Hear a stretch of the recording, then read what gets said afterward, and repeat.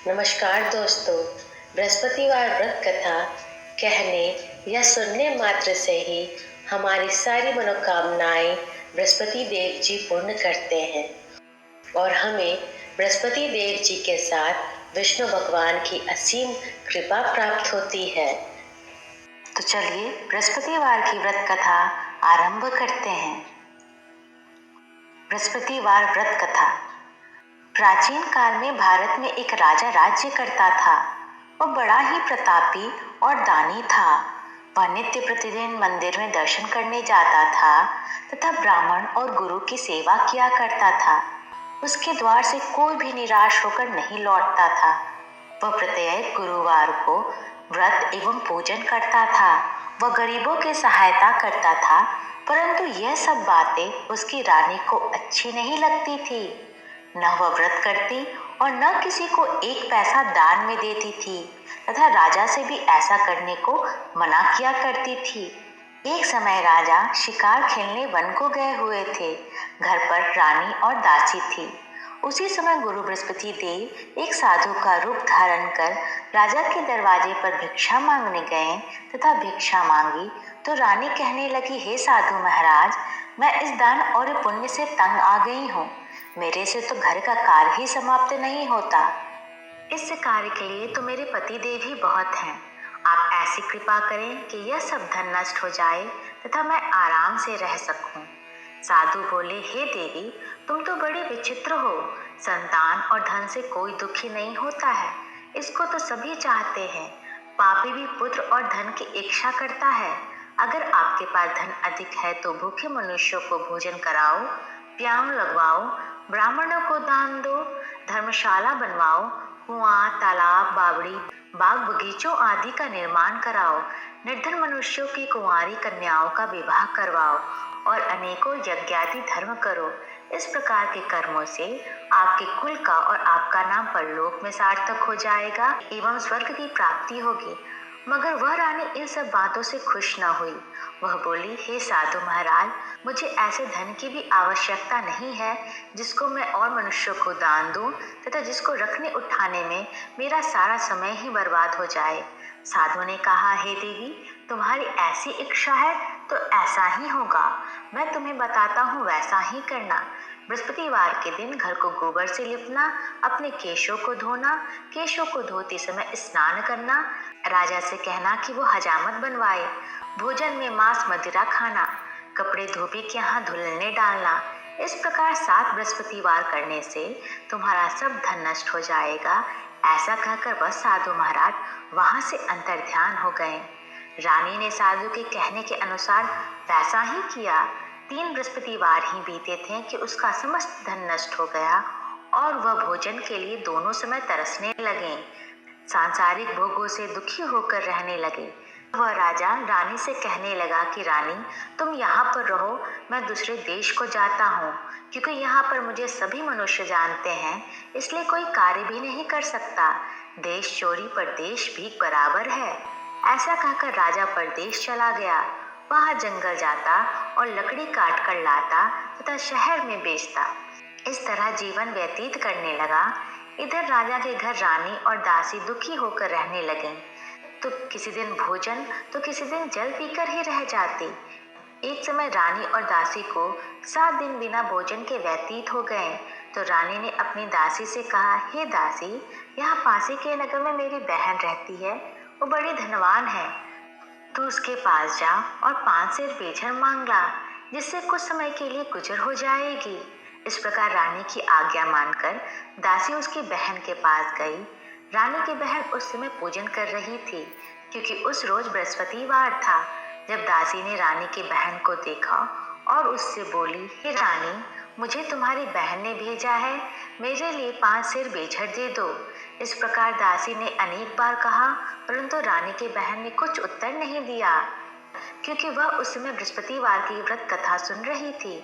इस प्रकार जब दासी को किसी प्रकार का उत्तर नहीं मिला तो वह बहुत दुखी हुई एवं क्रोध भी आया, परंतु वह बिना कुछ कहे लौटकर अपनी रानी के पास आकर बोली, हे रानी, तुम्हारी बहन तो बड़ी ही घमंडी है, वह छोटे लोगों से बात भी नहीं करती, इसलिए उसने मेरी बातों का उत्तर नहीं दिया। मैं वापस चली आई।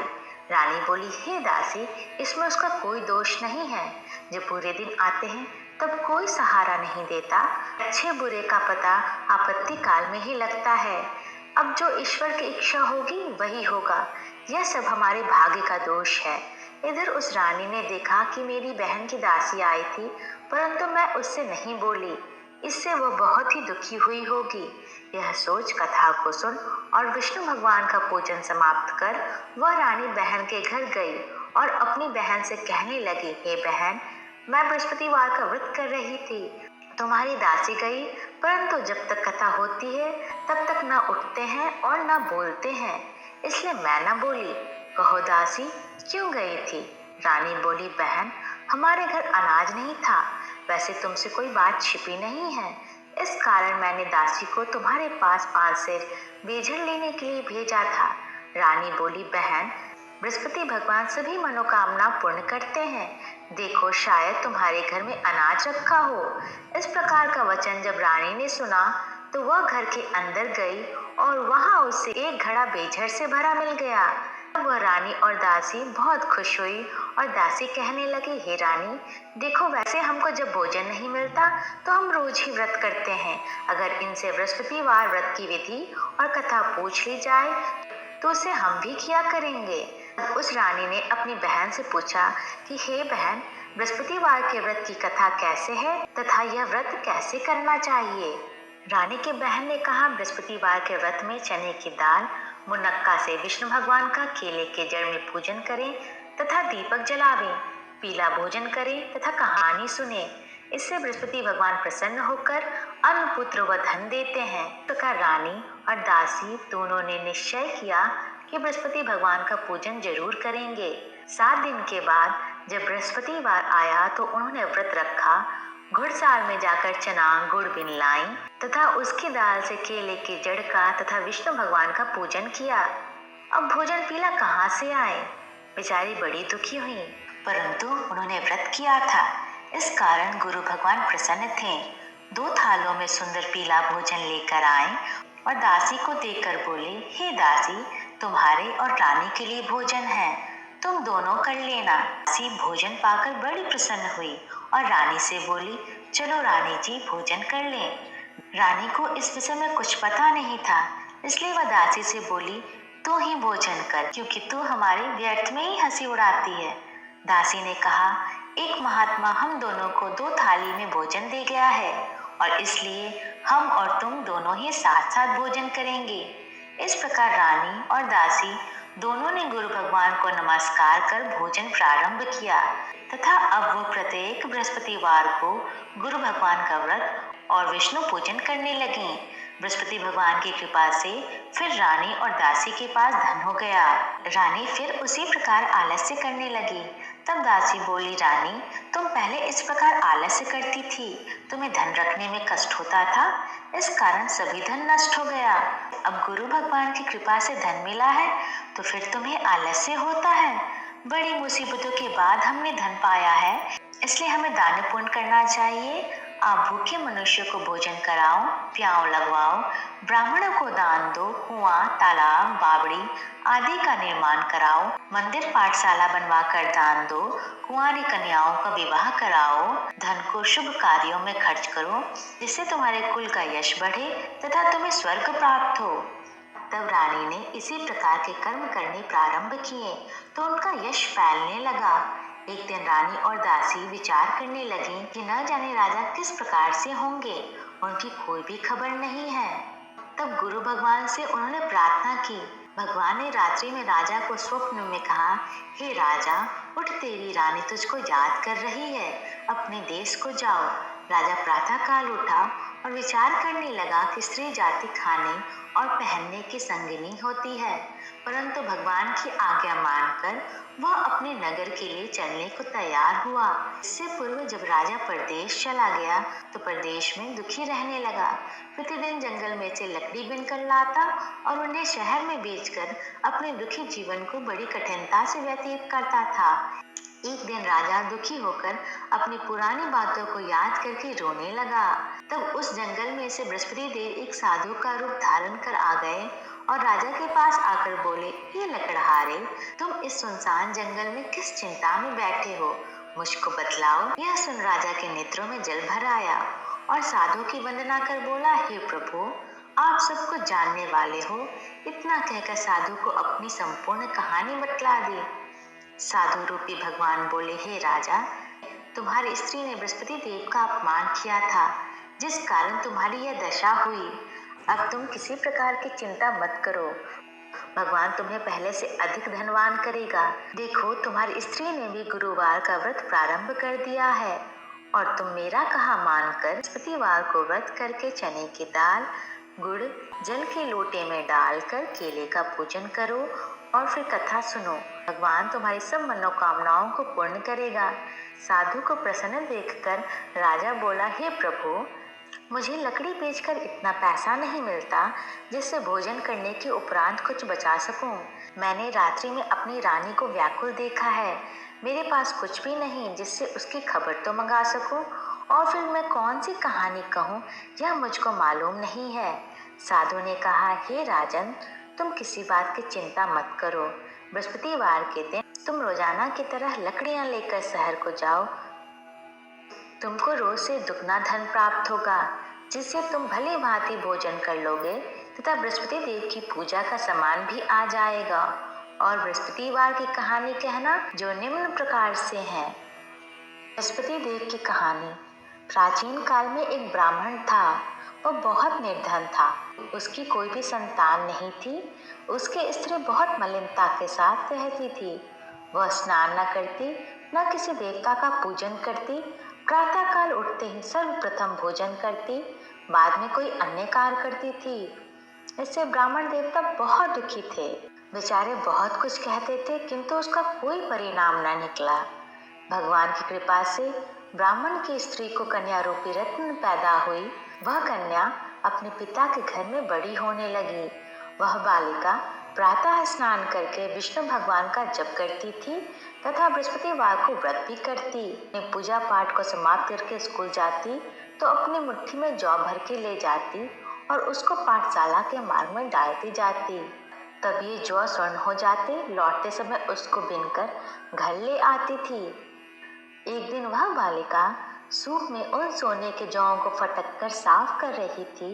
उसके पिता ने देख लिया और कहा, बेटी, सोने के जौं को फटकने के लिए सोने का सूप होना चाहिए। दूसरे दिन गुरुवार था। इस कन्या ने उस दिन व्रत रखा और बृहस्पति देव से प्रार्थना करके कहा, हे प्रभु, मैंने आपकी पूजा सच्चे मन से की हो तो मेरे लिए सोने का सूप दे दो।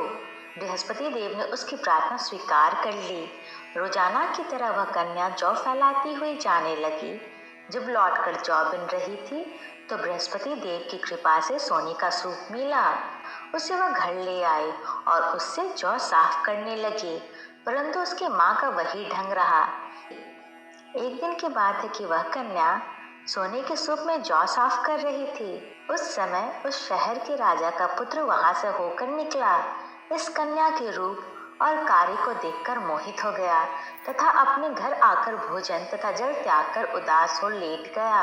राजा को जब इस बात का पता लगा तो अपने मंत्रियों के साथ उसके पास गए और बोले, हे बेटा, तुम्हें किसी बात का कष्ट है?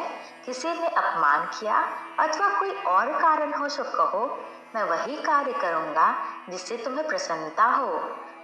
अपने पिता की राजकुमार ने बातें सुनी तो वह बोला, मुझे आपकी कृपा से किसी बात का दुख नहीं है। किसी ने मेरा अपमान नहीं किया, परंतु मैं उस लड़की के साथ विवाह करना चाहता हूँ जो सोने के सूप में जौ साफ कर रही थी। यह सुन राजा आश्चर्य में पड़ा और बोला, हे बेटा, इस तरह की कन्या का पता तुम ही लगाओ। मैं उसके साथ तेरा विवाह अवश्य करवा दूंगा। राजकुमार ने उस लड़की के घर का पता बतलाया। तब मंत्री उस लड़की के घर गए और ब्राह्मण देवता को सभी हाल बतलाया।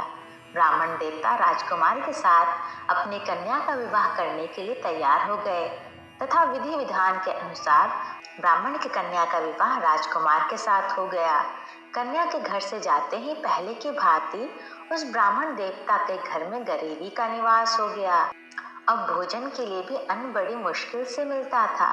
एक दिन दुखी होकर ब्राह्मण देवता अपनी पुत्री के पास गए। बेटी ने पिता की दुखी अवस्था को देखा और अपनी माँ का हाल पूछा। कन्या ने बहुत सा धन देकर अपने पिता को विदा कर दिया। इस तरह ब्राह्मण का कुछ समय सुखपूर्वक व्यतीत हुआ। कुछ दिन बाद फिर वही हाल हो गया। ब्राह्मण फिर अपनी कन्या के यहाँ गया और सभी हाल कहा तो लड़की बोली, हे पिताजी, आप माताजी को यहाँ लिवा लाओ, मैं उन्हें विधि बता दूंगी जिससे गरीबी दूर हो जाए। ब्राह्मण देवता अपनी स्त्री को साथ लेकर पहुंचे तो पुत्री अपनी माँ को समझाने लगी, हे माँ, तुम प्रातः काल उठकर सर्वप्रथम स्नान आदि करके विष्णु भगवान का पूजन करो तो सब दरिद्रता दूर हो जाएगी। परंतु उसकी माँ ने एक भी बात नहीं मानी और प्रातः काल उठकर अपनी पुत्री के बच्चों की जूठन को खा लिया। यह देखकर उसकी पुत्री को भी बहुत गुस्सा आया। रात को कोठरी से सभी सामान निकालकर उसमें अपनी माँ को बंद कर दिया। प्रातः काल उसमें से निकाला तथा स्नान आदि करा के पाठ करवाया तो उसकी माँ की बुद्धि ठीक हो गई और वह प्रत्येक बृहस्पतिवार को व्रत रखने लगी। इस व्रत के प्रभाव से माँ भी बहुत ही धनवान और पुत्रवती हो गई और वह बृहस्पति जी के प्रभाव से स्वर्ग को प्राप्त हुई तथा वह ब्राह्मण भी सुख भोग कर स्वर्ग को प्राप्त हुए। इस तरह कहानी कहकर साधु देवता वहां से लोप हो गए। धीरे धीरे समय व्यतीत होने पर फिर वही बृहस्पतिवार का दिन आया। राजा जंगल से लकड़ी काटकर किसी शहर में बेचने गया। उसे उस दिन हर दिन से अधिक पैसा मिला। राजा ने चना गुड़ आदि लाकर बृहस्पतिवार का व्रत किया। उस दिन से उसके सभी दुख दूर हो गए। परंतु जब दोबारा बृहस्पतिवार का दिन आया तो वह बृहस्पतिवार का व्रत करना भूल गया। इस कारण बृहस्पति भगवान नाराज हो गए। उस दिन उस नगर के राजा ने विशाल यज्ञ का आयोजन किया तथा शहर में यह घोषणा करा दी कि कोई भी मनुष्य अपने घर न भोजन बनावे न आग जलाए। समस्त नागरिक मेरे यहाँ भोजन करने आए। इस आज्ञा को जो न मानेगा उसके लिए फांसी की सजा दी जाएगी। इस तरह की घोषणा संपूर्ण नगर में करवा दी गई। राजा की आज्ञा अनुसार शहर के सभी लोग भोजन करने गए, लेकिन लकड़हारा कुछ देर से पहुंचा, इसलिए राजा उसको अपने साथ घर लिवा ले गए। जब वह उसे घर पर भोजन करा रहे थे तो रानी की दृष्टि उस खुटी पर पड़ी जिस पर उसका हार लटका हुआ था। वह हार वहां दिखाई नहीं दिया। रानी ने निश्चय किया कि मेरा हार इस मनुष्य ने चुरा लिया है। उसी समय सैनिकों को बुलाकर उसको जेल खाने में डलवा दिया। जब राजा जेल खाने में पड़ गया और बहुत दुखी होकर विचार करने लगा कि न जाने कौन से पूर्व जन्म के कर्म से मेरे लिए दुख प्राप्त हुआ है, वह उसी साधु को याद करने लगा जो कि जंगल में मिला था। उसी समय तत्काल बृहस्पति देव साधु के रूप में प्रकट हो गए और उसकी दशा को देखकर कहने लगे, अरे मूर्ख, तूने बृहस्पति देवता की कथा नहीं करी, इस कारण तेरे लिए यह दुख प्राप्त हुआ है। अब चिंता मत कर, बृहस्पतिवार के दिन जेल खाने के दरवाजे पर रुपए पड़े मिलेंगे, उनसे तो बृहस्पति देव की पूजा करना, तेरे सभी कष्ट दूर हो जाएंगे। बृहस्पतिवार के रोज उसे रुपए पड़े मिले। राजा ने कथा कही। उसी रात्रि को बृहस्पति देव ने उस नगर के राजा को स्वप्न में कहा, हे राजा, तुमने जिस आदमी को जेल खाने में बंद कर दिया है वह निर्दोष है, वह राजा है, उसे छोड़ देना। रानी का हार उसी खूंटी पर लटका हुआ है। अगर तू ऐसा नहीं करेगा तो मैं तेरे राज्य को नष्ट कर दूंगा। इस तरह की रात्रि स्वप्न को देख राजा प्रातः काल उठा और खूंटी पर हार देखकर लकड़हारे को बुलाकर क्षमा मांगी तथा राजा को योग्य सुंदर वस्त्र आभूषण देकर विदा किया। साधु की आज्ञा अनुसार राजा अपने नगर को चल दिया। राजा जब नगर के निकट पहुंचा तो उसे बड़ा आश्चर्य हुआ। नगर में पहले से अधिक बाग, तालाब और कुएं तथा बहुत सी धर्मशाला, मंदिर आदि बन गई हैं। राजा ने पूछा कि यह किसका बाग और धर्मशाला है? तब नगर के सब लोग कहने लगे, यह सब रानी के हैं। राजा को आश्चर्य हुआ और गुस्सा भी आया। जब रानी ने यह खबर सुनी कि राजा आ रहे हैं, तो उसने दासी से कहा कि देख राजा हमको कितनी बुरी हालत में छोड़ गए थे। वो हमारी ऐसी हालत देखकर लौट न जाए, इसलिए तू दरवाजे पर खड़ी हो जा। रानी की आज्ञा अनुसार दासी दरवाजे पर खड़ी हो गई। राजा आए तो उन्हें अपने साथ लिवा लाई। तब राजा ने क्रोध करके अपनी तलवार निकाली और पूछने लगा, यह बताओ यह धन तुम्हें कैसे प्राप्त हुआ है? तब उन्होंने कहा कि हमें यह सब धन बृहस्पति देव के व्रत के प्रभाव से प्राप्त हुआ है। राजा ने निश्चय किया कि 7 रोज बाद तो सभी बृहस्पति देव का पूजन करते हैं, परंतु मैं रोजाना दिन में 3 बार कहानी कहा करूंगा तथा रोज व्रत किया करूंगा। अब हर समय राजा के दुपट्टे में चने की दाल बंधी रहती तथा वह दिन में 3 बार कहानी कहता। एक रोज राजा ने विचार किया कि चलो अपनी बहन के यहाँ हो आए। इस तरह निश्चय कर राजा घोड़े पर सवार हो अपनी बहन के यहाँ को निकला। मार्ग में उसने देखा कि कुछ आदमी एक मुर्दे को लिए जा रहे हैं। उन्हें रोककर राजा कहने लगा, अरे भाइयों, मेरी बृहस्पतिवार की कहानी सुन लो। वे बोले, हमारा आदमी मर गया है और इसको अपनी कथा की पड़ी है। परंतु कुछ आदमी बोले, अच्छा कहो, हम तुम्हारी कथा भी सुनेंगे। राजा ने दाल निकाली और कथा कहने लगा। हुई तो जब कथा आदि हुई थी कि मुर्दा हिलने लग गया और जब कथा समाप्त हो गई तो राम राम करके वह खड़ा हो गया। आगे मार्ग में उसे एक किसान खेत में हल चलाता मिला। राजा ने उसे देखा और उससे बोला, अरे भैया, तुम मेरी बृहस्पतिवार की कथा सुन लो। किसान बोला, जब तक मैं तेरी कथा सुनूंगा तब तक 4 हरिया जोत लूंगा। जा अपनी कथा किसी और को सुनाना। इस तरह राजा आगे चलने लगा। राजा के हटते ही बैल पछाड़ खा के गिर गए तथा उस किसान के पेट में बहुत जोर से दर्द होने लगा। उस समय उसकी माँ रोटी लेकर आई। उसने जब यह देखा तो अपने पुत्र से सब हाल पूछा। तब बेटे ने सभी हाल कह दिया। तो बुढ़िया दौड़ी दौड़ी उस घुड़सवार राजा के पास गई और उससे बोली, मैं तेरी कथा सुनूंगी, तू अपनी कथा मेरे खेत पर ही चलकर कहना। राजा ने बुढ़िया के खेत पर जाकर कथा कही, जिसके सुनते ही वह बैल खड़ी हुए तथा किसान के पेट का दर्द बंद हो गया। राजा अपनी बहन के घर पहुंच गया। बहन ने भाई की खूब मेहमानी की। प्रातः काल राजा जगा, देखने लगा कि सब लोग भोजन कर रहे हैं। राजा ने अपनी बहन से कहा कि ऐसा कोई भी मनुष्य नहीं जिसने भोजन नहीं किया हो, वह बृहस्पतिवार की कथा सुन ले। बहन बोली, हे भैया, यह देश ऐसा ही है। पहले यहाँ लोग भोजन करते हैं, बाद में कोई अन्य कार्य करते हैं। अगर कोई पड़ोस में हो तो देखा हो, परंतु उसे कोई व्यक्ति नहीं मिला जिसने भोजन न किया हो। अतः वह एक कुम्हार के घर गई जिसका लड़का बीमार था।